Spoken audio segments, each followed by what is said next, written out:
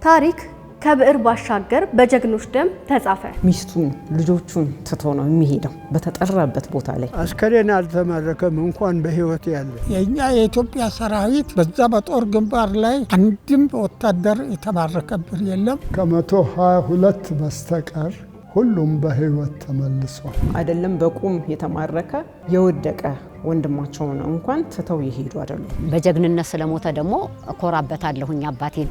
ጫማው ካልሲው ተያይዟል፣ ደርቋል። እጄ እንዲህ አንገቴ ሲዳስስ ደም የለ። እሳት አነደድን። ያንን ቡትሱን እያሞቅን በስቃይ ነው። የኢትዮጵያ ባንዲራ ግን ብቻው ነበር ሲውለበለብ የነበረው ምንም ምርኮኛ ስላልነበር። አንድ ቀንና ሌሊት በመርከብ መሄድ አሰልቺ ነው። ኢትዮጵያኖች ልዩ ተዋጊዎች ናቸው ይባላል።